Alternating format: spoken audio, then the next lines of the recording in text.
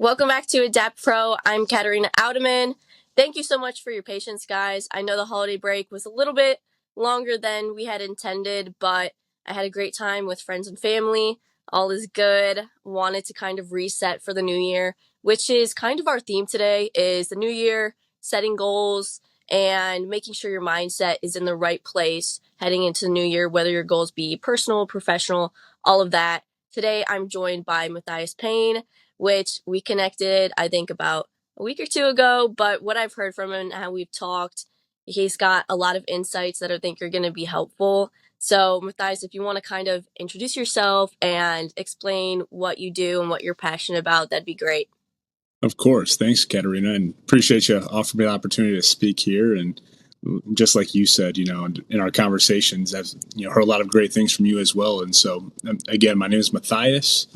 Um, right now, I actually help with some staffing within dental staffing. In addition to that, my wife and I are principal owners of a cleaning company called Thrive. We're also principal owners of a videography company called Visual Needs. And in addition to that, we also have a e-commerce company called Payne Legacy Marketing. And so very entrepreneurially minded, building a lot of those things, but most of all, just really blessed to have the opportunity to speak here. So Thank you. So, with the new year, everyone usually has like their New Year's resolutions, and it's usually like, I'm gonna go to the gym or do this, and then they kind of fall through within a month or so, which is typical. I mean, we're human. I usually do like a Pinterest like collage. I'm more into like not so much goals when it comes to New Year's, but kind of manifesting the energy or the travel experience I want to have that year. And usually it happens because I am a wee bit insane and will make sure that they happen no matter what. Um, but when the new year starts, Matthias, do you typically think about goals or do you approach it a little bit differently on your end? yeah, again, I'll speak for myself specifically because I think we all think a little bit differently around that. And for a while, I would say probably about maybe 10, 11, 12 years ago, I would set New Year's goals. I would be focusing on, man, this past year didn't go the way I wanted it to. What can I do differently? How can I get more healthy? How can I do this? How can I do that? Set something, fail at it. But one of the things that I personally adopted, and again, everything I'm going to talk about or anything I share with you today isn't my own knowledge. I've stolen it. I've either stolen it from books, I've That's stolen okay. it from my mentors. It's all stolen information. But for me, what I realize is when you're setting goals constantly,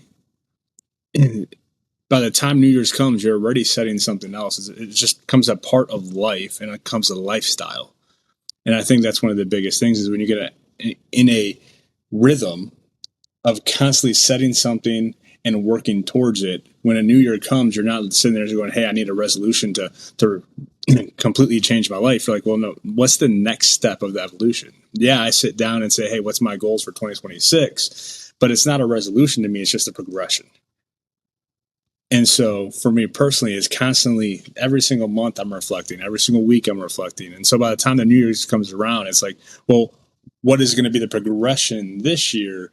But it's no longer a resolution because it's something that I've been working towards over and over again. And so that's kind of the key thing with my mind. But if you are going to have a resolution, I think the resolution is to find something you can stick with and create a habit out of. And I think that's, Absolutely. I'm yeah, kind of the same way as you. I don't have necessarily, you know, things I want to do this year. I have things I'm going to do this year because I already, set those stones in place last year and have been working really hard towards them. So I have things I'm excited about for this year for sure.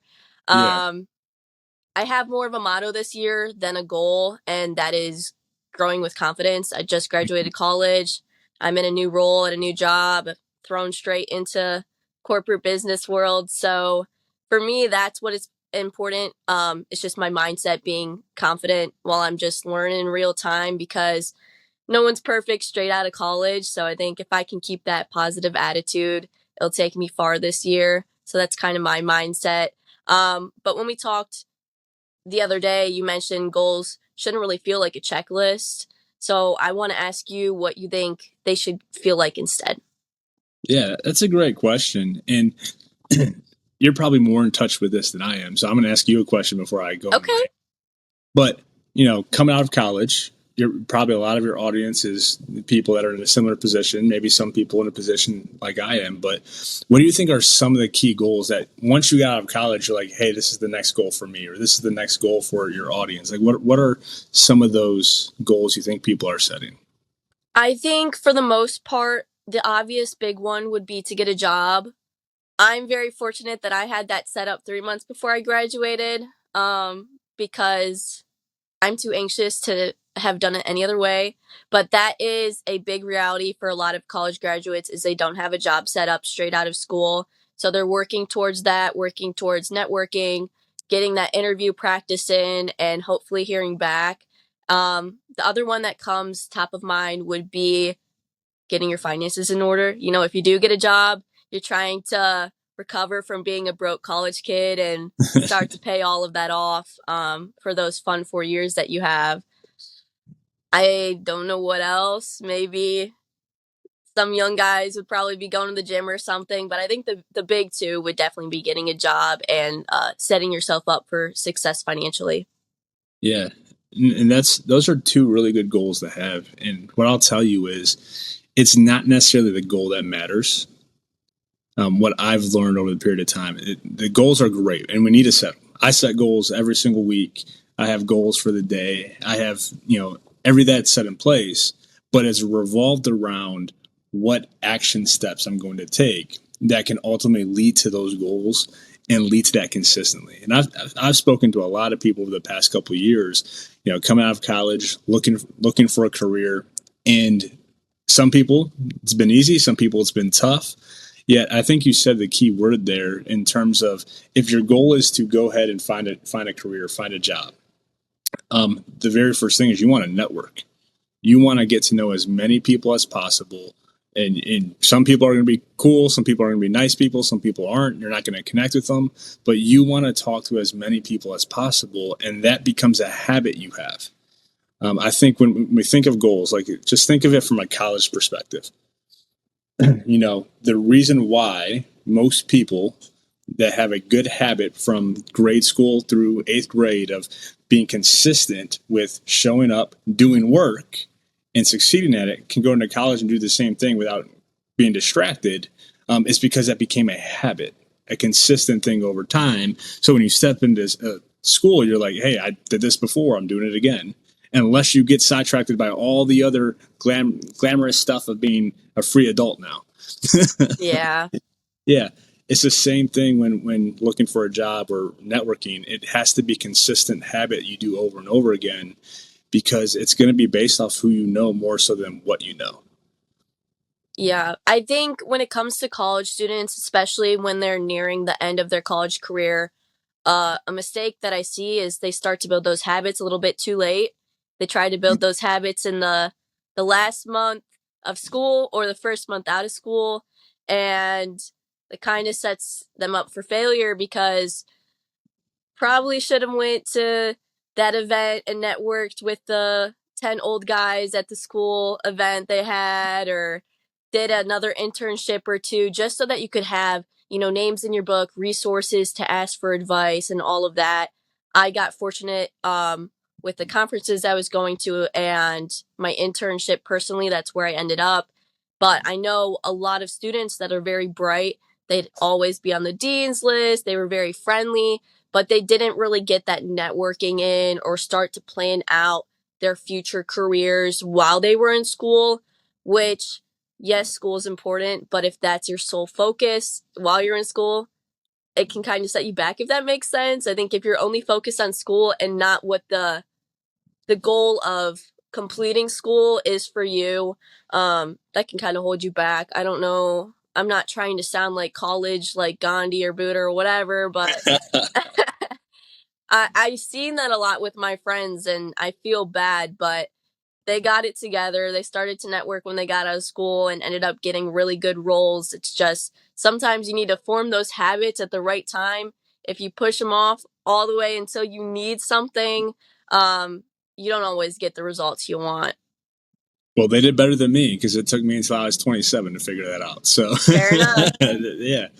But no, you're completely right about that. And one of the things that I think contributes to that is when you get into the business world, you realize that majority of the skill sets you need to develop and have to rise up to the top. If the only thing you want to do is just a task, if you just want to be a task person at a job and just do a task, that's fine.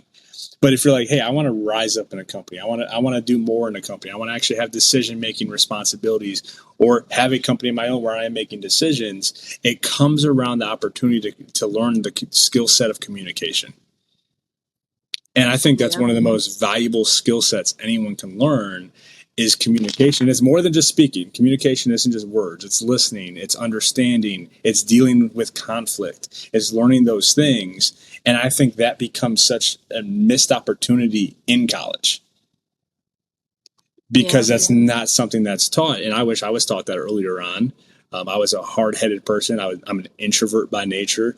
And with that, communication was not a skill I had. But what I realized is in anything I wanted to do and accomplish, that's something I had to develop because communication and ability to rise to that level is what was going to help me to actually accomplish more of those goals and develop stronger relationships that lead to more opportunity. 100%. That was a light bulb that kind of clicked for me. Um, Probably after my first year of college is I'm like, who do I want to be? And I'm looking at these leaders in business and I'm like, what do they all have in common? Oh, well, they're good at speaking and networking and they have all these business professional friends. Maybe I need to start, raising my standards of how I'm presenting myself and talking with other people and communicating, like you said. We were talking the other day about, setting goals. I mentioned a former NFL player. I finally figured out his name. So Emmanuel Acho, he played for the Eagles. He actually was drafted to the Cleveland Browns, which I didn't know, but he didn't play, so that's probably why. Um, he is a very well spoken gentleman. No longer in the NFL. He does a lot of like TEDx events and podcasts, stuff like that. But he was talking about goals and what he said that I was trying to tell you the other day, but I didn't quite articulate it very well. Was he said to achieve limitlessly, goals have endings which could set you up for failure or limit you, which is back to what we were talking about. If you have like only the end of the goal, but you're not actually manifesting that mindset and that hard work and taking it in past that deadline that you set, it can, I mean, not forever, but it can definitely limit your growth and kind of stunt you moving forward. And I think a lot of that is just about consistency. So, what does consistency look like for you, Matthias? And, when the motivation isn't there, how does that change a bit? This is going to be fun. I know. And so here's the first thing I want to say. And you said it a little bit too as you were bringing up Emmanuel Ocho. And as you're talking about it, you said, hey, I was networking. I was getting around these entrepreneurs, these business people. I was noticing their habits. And I think that's one of the biggest things that we can get really good at is studying where we want to be. And so what I learned from my mentors, what I've learned from reading books and from diving into good podcasts and different things of that nature, is that if you know where you want to go, I think that's the first step, is knowing where you want to go. And that takes some studying, that takes some looking into it's, you can see that from a financial standpoint, you can see that from a career standpoint, you can see that in many different ways, but it takes you intentionally figuring out where you want to be and understanding what is an end goal for you in 2 to 3 to 5 years. And it might end up being bigger than just a career. I'm going to tell you that right now. When I was 27, 28, I was like, okay, this is what I want to do for my family. This is what I want to do for this. This is what I want to do for this. Let me look at my finance career, because at that time I was working in finance. And I was like, there's no way I'm going to accomplish that just doing this. And so sometimes I had to look ahead, and I was like, well, what kind of people accomplish these goals? And then what do their daily routines look like? And I think that's one of the biggest things into accomplishing goals is understanding what a daily routine of someone who accomplished it looks like, and then just getting really good at being consistent with that. Every day I have an hour of networking. Every day I read at least 30 minutes to an hour. Every day I listen to at least 3 to 5 different podcasts. Every day I spend at least an hour or so with just quality time with my wife and us talking through the things that we want to talk through that day and making sure that all these things are in place. But I have a routine in place. This is the morning where we have meetings. It's scheduled this time. And everything is now regimented, not like, and what that does is that creates more time for more opportunity. But I think that the biggest thing is learning to be consistent with what the right habits are to be able to accomplish a goal. And sometimes I think that's when it comes to consistency, I think that's one of the most important things that I've learned is how to actually live day to day to accomplish it and not try to get it overnight. I've done that. I've done that. That's when I gained 30, 40 pounds because I stopped putting health into my, regimen. That's when I started focusing on the result and trying to get a result. And then that suffered a little bit in some relationships and vice versa. And so it's learning how to actually understand what are good daily habits that I can do consistently enough that the result's going to come because of the consistency. And I'll tell you what, I'll give you 3 good resources for that too. One of them is the Compound Effect by Darren Hardy. The other one is The Slight Edge by Greg Olson. And then the other one is Atomic Habits. I think those 3 books are such great books, and you're going to read it and you're going to be like, well, he just took everything out of that book that they said. Yeah, I did, because that's what we've applied. And I think that's one of the biggest things. And to go to your question too, where you said, hey, how do you have motivation? Motivation is fleeting. It's one of those things that's fleeting. And going back to my college example, not most people are motivated to finish college in their 4th year. It's just they've been so consistent with going to school for the last 20 years that it's a habit. And what I had to learn is my motivation was my family. My motivation was, my parents. I'm one of 8 kids, grew up in a large family. They did everything they could to provide for us. And so it's like, that was something that pushed me. Now that I'm married, have a wife, providing for her is something that pushes me. Providing for our future kids is something that pushes me. Those things are motivational, but sometimes they're not enough. But when you create I think that's the key point, is when it's not enough, is doing it anyways. And I think that leads to what is probably the most important thing that I've learned over this time, and I continue to work on. And I think this is the most important skill set anyone can develop. It's following through on your own word to yourself. I think one of the things that, I'm so blessed to hear from my mentors, and I'm so blessed to have learned and continue to work on, is the relationship you have with you is the most important one to accomplishing goals, because your word is going to dictate where you end up in life. And I can talk about this for a long time, and I don't want to, but your word is going to be the most important thing. And that's exactly especially the word that you have with yourself. You say you're going to wake up and make the bed. Did you? You said you're going to wake up this time. Did you hit snooze? Because every time you lie to yourself, you take yourself further away from your goals, because now you're not willing to follow a regimen of what you know is going to take it. It's going to take you to accomplish what you want to accomplish. And I think that's one of the most important things, is more people, and it's a character thing. And one of the things that I learned in setting goals, working towards goals, stop working on my weaknesses unless it's a character weakness. And the biggest character weakness I had early on in my 20s and early 30s was being accountable to myself. Yeah. When I kind of was coming out of that tough part of my life that I talked before on a different episode about, and I had to restart school and figure all these different things out, like what you said about being consistent, even if you don't necessarily believe it, I definitely had many days where I'm like, I don't know what I'm doing here. I don't know if this is actually going to get me to the goals I want. I don't feel up to this. I'm not in a good headspace.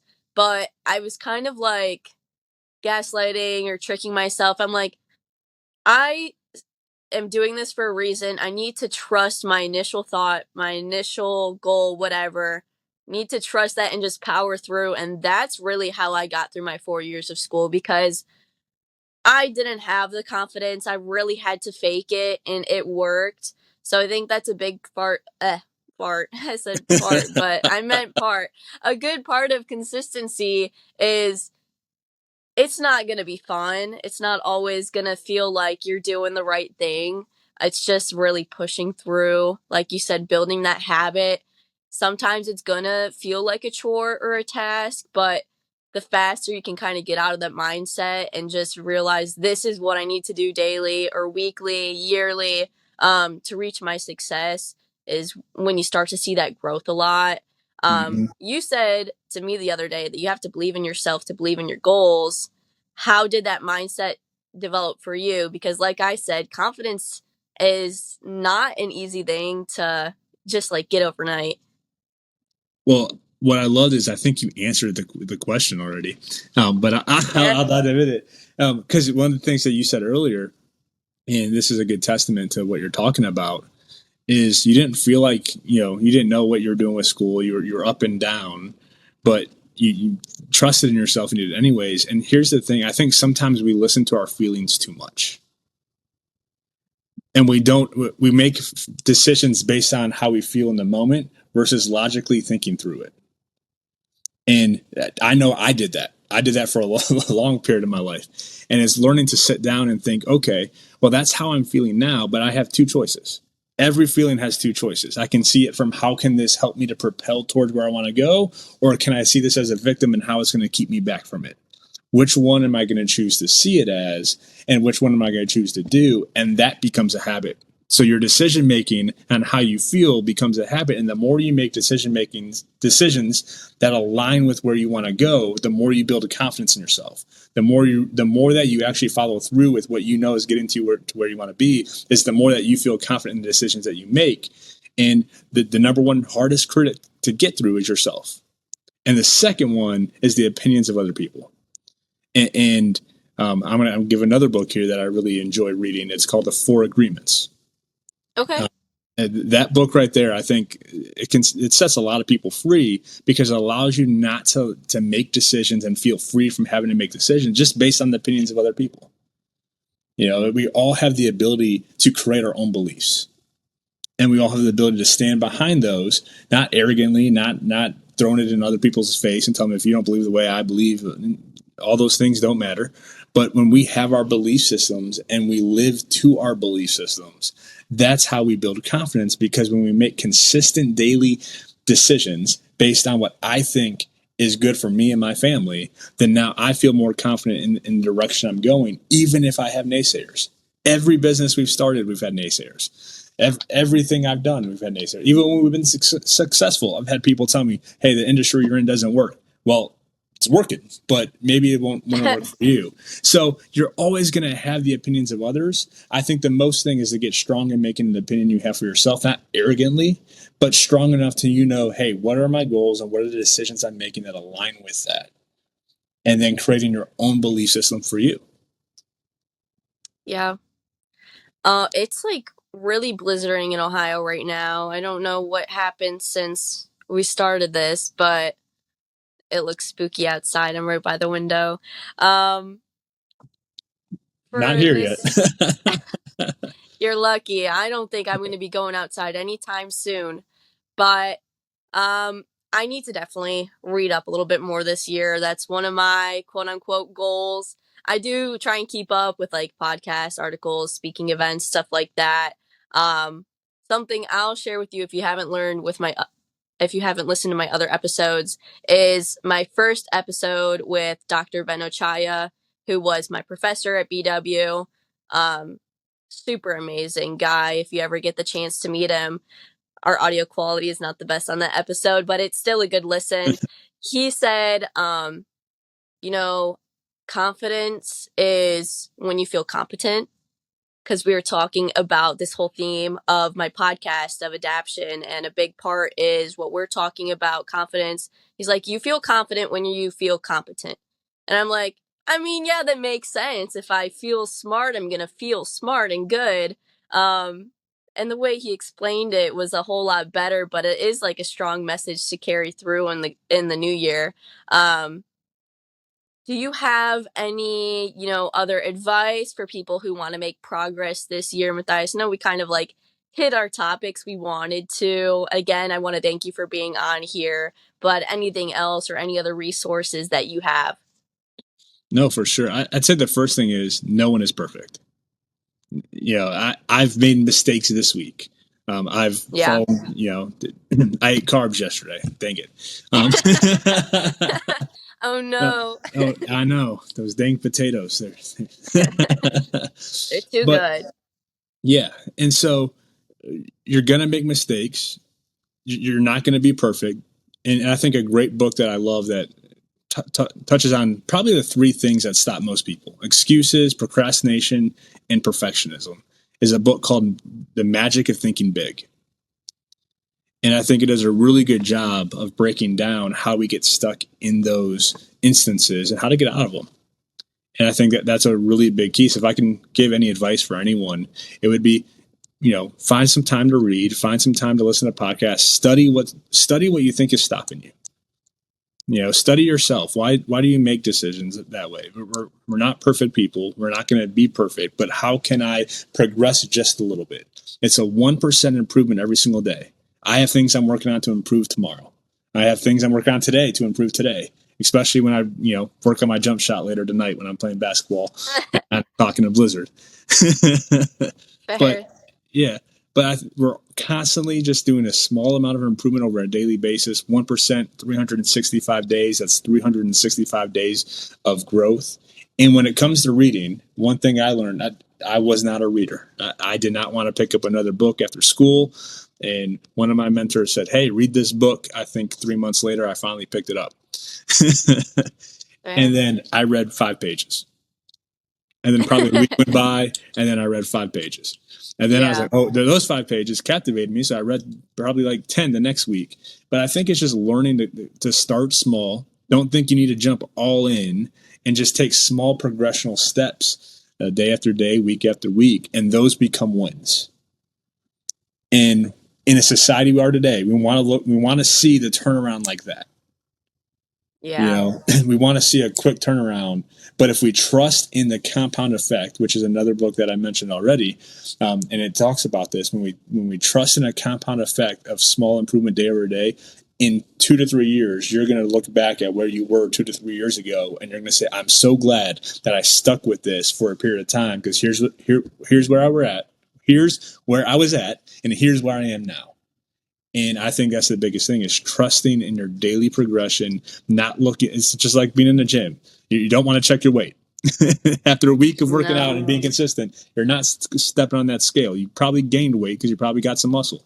And so it's the same thing with personal growth. It's a long-term progressional progress. It's nothing that's going to change overnight, but just trust in yourself. Have mentors. I'll tell this to anyone: have people in your life that can hold you accountable, that you can talk to, that you can be transparent with. I think one of the biggest blessings I've had is I've had men in my life that I can go to, talk about the mistakes I made, and they back me up. And I go to them because they have a character that I want to uphold. They're great husbands to their spouses. They're great business owners that have been very successful entrepreneurially. They're very good with their finances, very good. They can give a lot of knowledge in a lot of different ways. And I think that's very important for us, is to find people. Now, not everyone's going to be great. I've had mentors that, helped me for a season, and then I'm like, well, you know what? I think that season is over.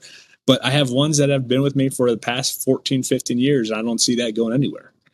And Yeah. so I think that's a very good thing too, is you're not alone. Don't worry about having to do things alone. Find people to do it with. Find a community to grow with. I think that is very important as well. Yeah. I think there's more resources than you initially will think or what meets the eye. And I Mm-hmm. learned that my past few years of adulting is someone's willing to help you or give you advice. Sometimes you really just gotta swallow your pride and go ask for it and take what resonates and leave what doesn't. Like you said, sometimes someone's really helpful for a few months, and then maybe you gotta find someone else to help you in your next stage or journey of growth. But I think that's a really helpful message. I always end this with like do this, do that, and stay adaptable. So I think for today, what would be fitting is to be imperfect, be consistent. Um, what do you think a good last one would be? Yeah, I would say focus on one thing. Focus on one Focus on one thing. thing. Yep. And I'll give one more piece of advice. When it Okay. comes to reading, there's so much knowledge in books. There's so much knowledge in podcasts. One thing I fell into was trying to fix everything at once. And so as you're retaining information, as you're taking information, whatever's like hitting here the most or hitting here the most, focus on that and just focus on improving that first. Everything else will come into play. Everything else will work itself out. But if you focus on one thing, you'll be surprised what you can accomplish and how that affects so many other areas of your life. 100%.